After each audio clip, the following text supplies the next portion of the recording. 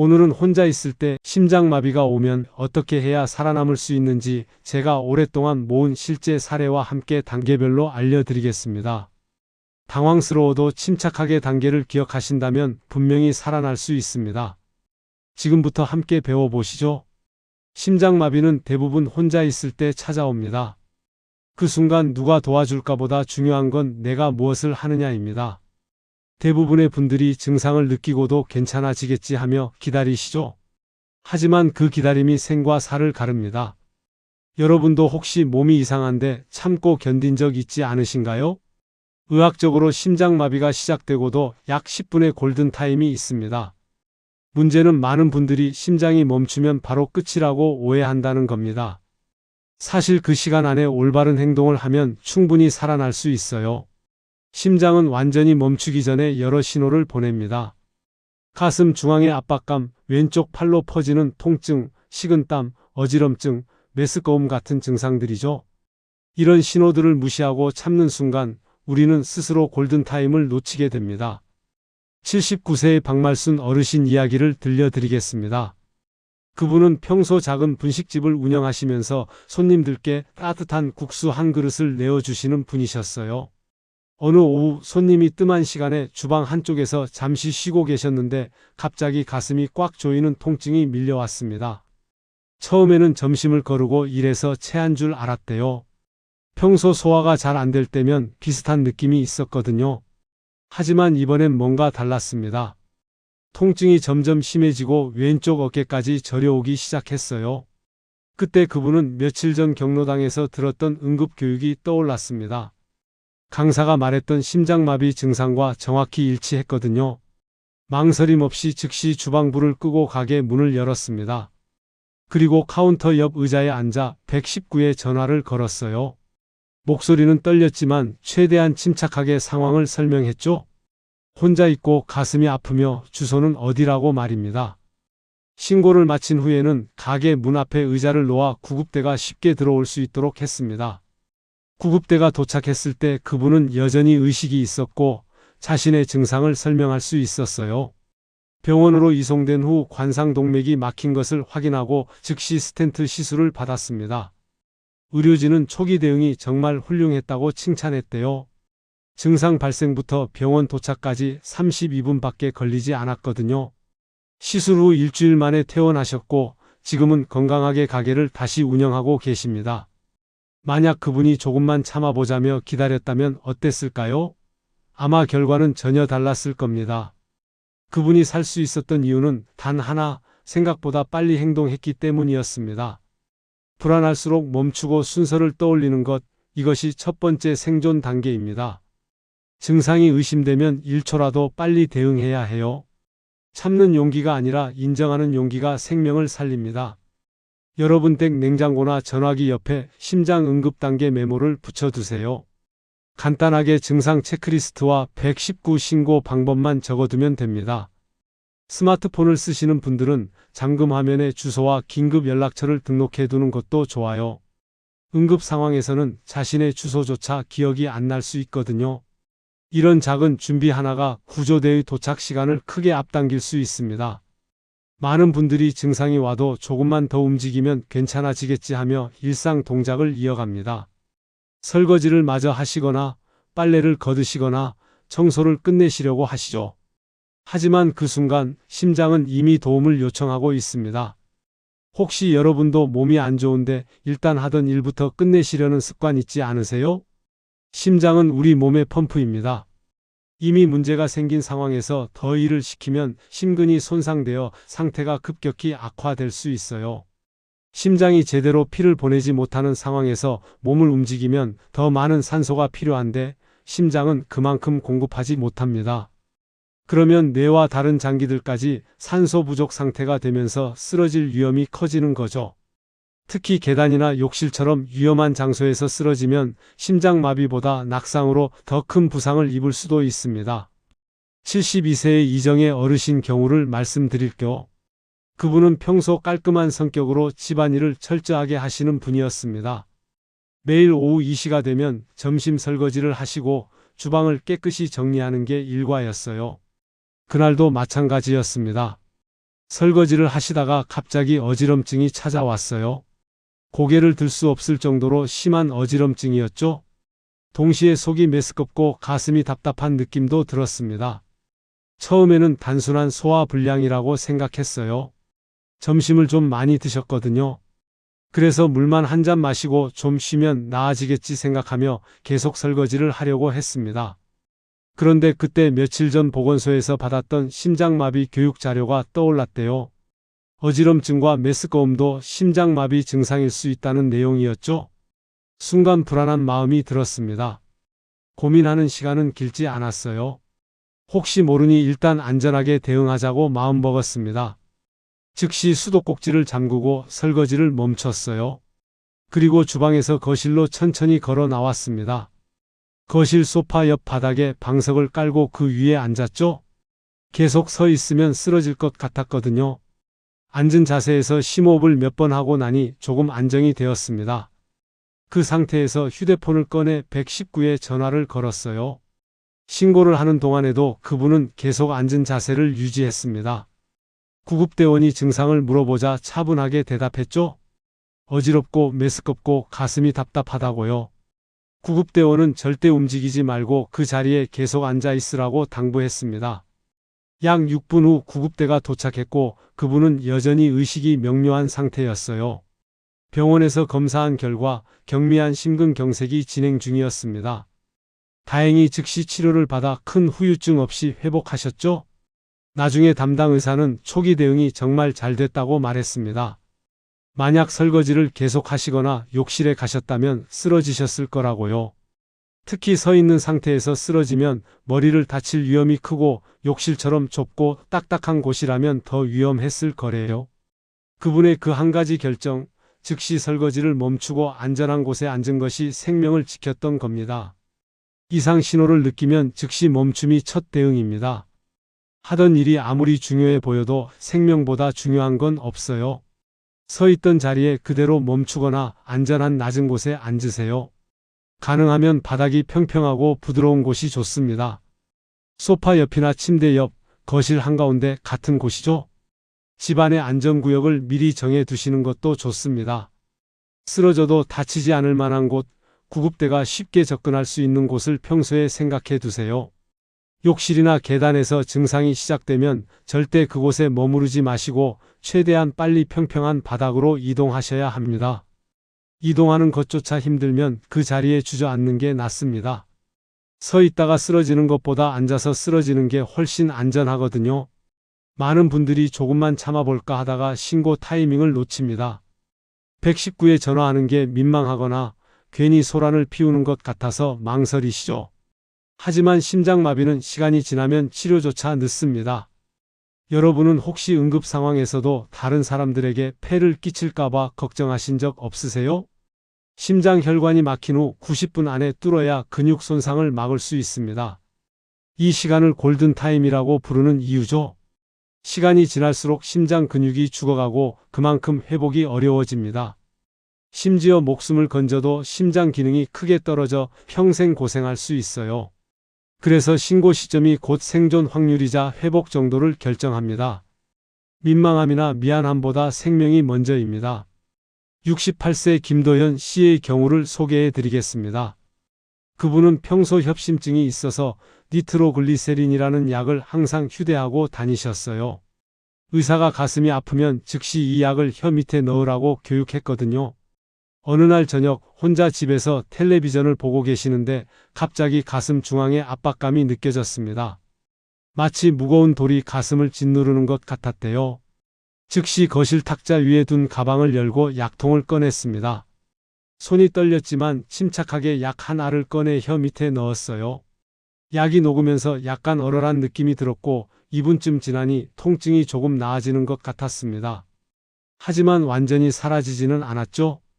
그분은 이게 심각한 상황이라는 걸 알았어요. 평소 협심증 발작은 약을 먹으면 금방 나았는데 이번엔 달랐거든요. 더 이상 망설이지 않고 휴대폰으로 119에 전화를 걸었습니다. 긴장됐지만 평소 메모장에 적어둔 신고 문구를 보며 차분하게 말했어요. 혼자 있습니다. 가슴 통증이 심합니다. 협심증 병력이 있고 니트로글리세린을 복용했지만 통증이 계속됩니다. 주소는 동작구 상도동 123번지 45호입니다. 짧지만 꼭 필요한 정보만 정확하게 전달했죠? 구급대원은 전화를 끊지 말라고 했습니다. 계속 연결을 유지하면서 상태를 물었어요. 통증이 더 심해지는지, 숨쉬기는 괜찮은지, 식은땀이 나는지 등을 확인했습니다. 그분은 하나하나 대답하면서도 현관문을 열어두라는 안내를 듣고 일어나 문을 열었어요. 그리고 다시 소파에 앉아 구급대를 기다렸습니다. 전화통화는 계속 이어졌고 구급대원이 지금 건물 앞에 도착했다고 말할 때까지 약 7분 정도 걸렸습니다. 구급대가 들어왔을 때 그분은 의식이 명료했고 자신의 증상과 복용한 약까지 정확하게 설명할 수 있었어요. 구급대원들은 즉시 심전도를 찍고 산소 마스크를 씌웠습니다. 심전도에서 심근경색 징후가 보여 바로 가까운 대학병원 응급실로 이송했죠. 병원에 도착해서 응급심혈관 조영술을 했고 막힌 혈관을 뚫는 시술을 받았습니다. 증상 시작부터 혈관을 뚫기까지 걸린 시간은 총 52분이었어요. 골든타임 안에 치료를 마친 거죠. 덕분에 심장 손상이 최소화됐고 시술 후 회복도 빨랐습니다. 지금은 정기검진을 받으며 건강하게 생활하고 계십니다. 약은 평소 처방받은 것만 복용해야 합니다. 특히 심장약은 함부로 먹으면 오히려 위험할 수 있어요. 니트로글리세린은 혈관을 확장시키는 약인데 혈압이 낮은 상태에서 먹으면 쇼크가 올 수 있거든요. 반드시 의사가 처방하고 교육한 대로만 복용하세요. 그리고 119 신고는 짧고 정확하게 전화를 끊지 않고 연결을 유지하는 게 중요합니다. 휴대폰 메모장에 신고 문구를 미리 저장해 두시면 좋습니다. 나이, 주소, 주요 병력, 복용 중인 약 정도만 간단히 적어 두세요. 응급 상황에서는 머리가 하얘져서 자기 주소도 기억 안 날 수 있거든요. 복용약은 가방이나 서랍 한 곳에 고정해 두고 약통에 응급시 사용이라고 라벨을 붙여 두시면 더 좋습니다. 가족이 방문했을 때나 구급대원도 쉽게 찾을 수 있으니까요. 심장마비 때 많은 분들이 문을 잠근 채 쓰러져서 구조대가 들어오지 못하는 경우가 있습니다.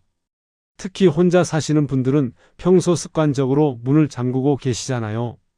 그런데 단 5분의 지연이 생명을 좌우할 수 있습니다. 혹시 여러분도 집에 혼자 계실 때 항상 문을 잠그고 계신가요? 구급대는 잠긴 문을 부수거나 관리실에 연락해서 열쇠를 받아야 합니다. 그 사이 시간이 흘러가고 만약 심장이 멈춘다면 회생 가능성이 급격히 떨어지죠. 아파트 관리실에 연락하고 관리인이 열쇠를 가지고 올라오고 문을 여는 데만 10분 이상 걸릴 수 있어요. 골든타임이 얼마나 소중한지 생각하면 20분은 너무 긴 시간입니다.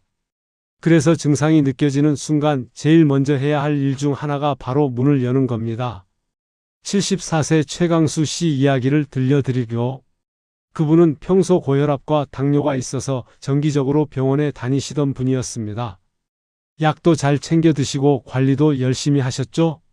어느 날 오후 집에서 신문을 읽고 계시는데 갑자기 가슴이 뻐근하면서 통증이 느껴졌습니다. 처음엔 근육통인가 싶었는데 점점 통증이 심해지고 식은땀까지 나기 시작했어요. 그분은 즉시 이게 심장 문제라는 걸 알아차렸습니다. 몇 달 전 보건소에서 심장마비 예방 교육을 들었었거든요. 강사가 강조했던 게 바로 문을 열어두라는 것이었죠.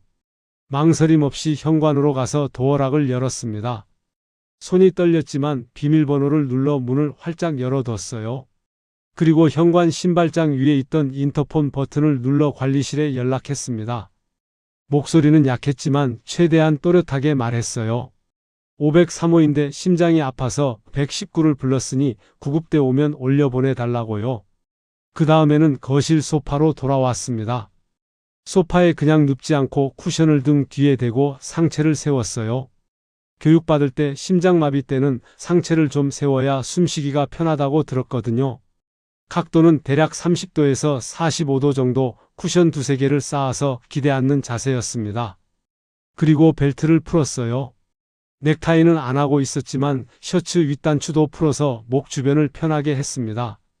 몸을 조이는 게 없도록 한 거죠. 앉아서 천천히 숨을 쉬면서 119에 전화를 걸었습니다. 상황을 설명하고 문은 이미 열어뒀으며 관리실에도 알렸다고 말했어요. 구급대원은 절대 움직이지 말고 그 자세 그대로 있으라고 당부했습니다. 약 5분 후 구급대가 도착했는데 열려있는 문 덕분에 바로 들어올 수 있었어요. 만약 문이 잠겨 있었다면 관리실에서 열쇠를 가져오는 동안 최소 5분에서 10분은 더 걸렸을 겁니다. 구급대원들은 그분의 자세를 보고 잘하셨다고 칭찬했습니다. 상체를 세운 자세는 심장에 가는 부담을 줄이고 호흡을 편하게 해주거든요. 즉시 산소 마스크를 씌우고 심전도를 측정했어요. 급성 심근경색이 확인돼서 바로 병원으로 이송했고 응급시술을 받았습니다. 시술은 성공적이었고 일주일 입원 후 퇴원하셨죠? 담당 의사는 초기 대응이 완벽했다고 말했습니다. 특히 문을 미리 열어둔 게 시간을 많이 단축시켰다고요. 현관문을 열어두고 상체를 30도에서 45도 정도 세워서 호흡을 돕는 자세가 중요합니다.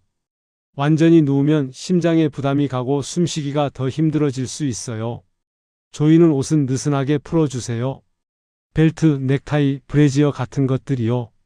체온은 적당하게 유지하되 너무 덥게 이불을 덮거나 하지는 마세요. 추우면 가벼운 담요 하나 정도면 충분합니다. 도어락 비밀번호나 열쇠 위치를 가족이나 가까운 이웃 한두 분에게 미리 알려두시면 더 안전합니다. 물론 평소엔 보안 때문에 조심해야 하지만 응급 상황을 대비해서 믿을 만한 사람 한 명쯤은 알고 있는 게 좋아요. 현관문 안쪽에 구급 진입 안내 메모를 붙여두는 것도 방법입니다.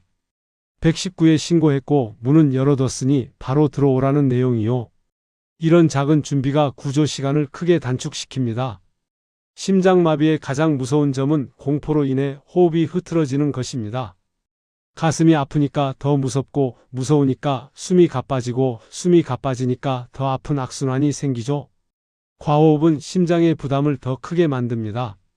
여러분도 불안할 때 숨이 빨라지고 심장이 두근거린 경험 있으시죠? 호흡이 가빠지면 혈압이 급격히 변하고 뇌와 심장으로 가는 산소 공급이 오히려 방해받을 수 있어요. 빨리 숨을 쉰다고 산소가 많이 들어가는 게 아니라 오히려 이산화탄소와 산소의 균형이 깨져서 몸이 더 힘들어집니다. 이럴 때 필요한 것이 천천히 하는 복식 호흡입니다. 배로 숨을 쉬는 거죠. 코로 천천히 들이마시고 입으로 길게 내쉬는 방법이에요. 70세 서인자 어르신의 경우를 말씀드리겠습니다. 그분은 평소 요가 교실에 다니시면서 호흡법을 배우셨어요. 강사가 늘 강조하던 게 복식 호흡이었죠. 배에 손을 얹고 코로 천천히 들이마시면 배가 나오고 입으로 길게 내쉬면 배가 들어가는 호흡법이었습니다. 어느 날 오전 집에서 청소를 하시다가 갑자기 가슴에 통증이 느껴졌어요. 동시에 어지럽고 식은땀이 났습니다. 즉시 청소기를 끄고 거실 바닥에 앉았습니다. 그리고 평소 배웠던 호흡법을 떠올렸어요. 오른손을 배 위에 올리고 천천히 숨을 쉬기 시작했습니다. 코로 4초 동안 들이마시면서 배가 부풀어 오르는 걸 느끼고 입으로 6초 동안 길게 내쉬면서 배가 들어가는 걸 확인했죠. 처음엔 떨리고 힘들었지만 몇 번 반복하니 마음이 조금 진정됐습니다. 호흡이 안정되니 생각도 차분해지더래요. 그 상태에서 옆에 있던 휴대폰을 집어 119에 전화를 걸었습니다. 호흡을 유지하면서 짧게 상황을 설명했어요. 혼자 있고 가슴이 아프며 주소를 말했습니다. 구급대원이 전화를 끊지 말라고 했지만 그분은 딸에게도 알려야겠다고 생각했어요. 구급대원에게 잠깐 딸한테 연락하고 다시 전화하겠다고 말하고 딸에게 짧은 문자를 보냈습니다. 엄마 심장 아파서 119 불렀어. 집으로 와. 이 한 줄이었습니다. 긴 통화는 체력을 소모시킬 수 있으니 문자로 간단히 보낸 거죠. 문자를 보낸 후 다시 119에 전화를 걸어 연결을 유지했습니다. 계속 복식 호흡을 하면서 구급대를 기다렸어요. 몇 분 후 구급대가 도착했을 때 그분은 여전히 의식이 명료했고 자신의 증상을 정확하게 설명할 수 있었습니다. 구급대원이 스마트폰 잠금 화면을 보니 의료 정보가 등록돼 있었어요. 혈액형, 주요 질환, 복용 중인 약, 알레르기 정보까지 다 나와 있었죠. 덕분에 구급대원은 추가 질문 없이 바로 필요한 처치를 시작할 수 있었습니다. 병원으로 이송돼서 검사를 받았고 관상동맥에 협착이 있는 게 확인됐습니다. 다행히 완전히 막히지는 않았고 약물 치료와 함께 며칠 입원 후 퇴원하셨어요. 담당 의사는 침착한 대응과 호흡 조절이 상태 악화를 막았다고 말했습니다. 만약 공포에 빠져 과호흡을 했다면 쓰러졌을 수도 있었대요. 또 스마트폰에 의료 정보를 등록해둔 것도 응급처치에 큰 도움이 됐다고 칭찬받으셨습니다. 가족이나 이웃에게 연락할 때는 짧게 꼭 필요한 내용만 전하세요. 긴 통화는 체력을 소모시키고 호흡을 흐트러뜨립니다. 문자 메시지가 더 효율적일 수 있어요. 상황, 위치, 구급차 요청 여부만 간단히 알리면 됩니다. 한두 명에게만 알리고 나머지는 그 사람이 연락망을 돌리도록 하는 게 좋아요. 호흡은 복식으로 천천히 해야 합니다. 코로 4초 들이마시고 입으로 6초 내쉬는 리듬을 유지하세요. 손을 배 위에 올려놓으면 호흡을 확인하기 쉽습니다. 기침을 세게 하라는 속설이 있는데 이건 위험할 수 있어요. 오히려 심장에 부담을 줄 수 있거든요. 물을 마시는 것도 좋지 않습니다. 의식을 잃을 수 있는 상황에서 물을 마시면 기도로 들어갈 위험이 있어요. 스마트폰 의료 정보 등록은 정말 중요합니다. 아이폰이든 안드로이드 폰이든 설정 메뉴에서 5분이면 등록할 수 있어요. 이름, 생년월일, 혈액형, 주요 질환, 복용 약물, 알레르기, 긴급 연락처를 입력해 두세요. 잠금 화면에서도 확인할 수 있어서 응급 상황에서 구조대원이 바로 볼 수 있습니다. 비밀번호를 몰라도 되거든요. 평소 건강 기록도 중요합니다. 혈압, 혈당, 콜레스테롤 수치를 주기적으로 측정해서 수첩이나 스마트폰에 기록해 두세요. 병원 갈 때마다 가져가면 의사가 경과를 파악하기 쉽고 응급 상황에서도 큰 도움이 됩니다. 특히 심장약이나 혈압약을 드시는 분들은 약 이름과 용량을 정확히 알고 계셔야 해요. 약봉지를 사진 찍어서 스마트폰에 저장해 두는 것도 좋은 방법입니다. 오늘 이야기를 들으시며 혹시 나도 이런 상황이 올 수 있겠다는 생각이 드셨다면 그 깨달음이 바로 생명을 지키는 첫걸음입니다. 심장마비는 갑작스럽게 찾아오지만 준비된 사람은 두렵지 않습니다. 오늘 배운 5가지 단계를 다시 한번 정리해 볼까요? 첫째, 증상을 느끼면 즉시 대응하고 골든타임을 잡는 것. 둘째, 하던 일을 멈추고 안전한 자리에 앉는 것. 셋째, 처방받은 약을 복용하고 119에 정확히 신고하는 것.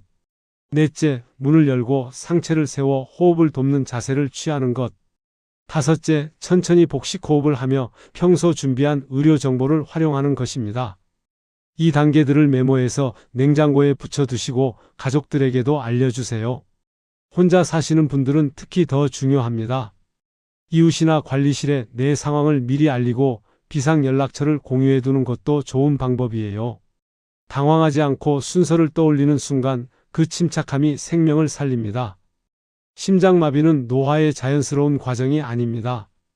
준비하고 대응하면 충분히 이겨낼 수 있는 질환이에요. 오늘부터는 두려움 대신 준비된 마음으로 하루를 살아가시길 바랍니다. 여러분의 건강하고 안전한 매일을 응원합니다. 저는 다음 시간에도 여러분의 건강한 삶을 지켜드릴 이야기를 가지고 오겠습니다. 오늘 영상이 도움이 되셨다면 가족과 친구들에게도 꼭 공유해 주세요. 누군가의 생명을 지킬 수 있는 정보니까요. 감사합니다.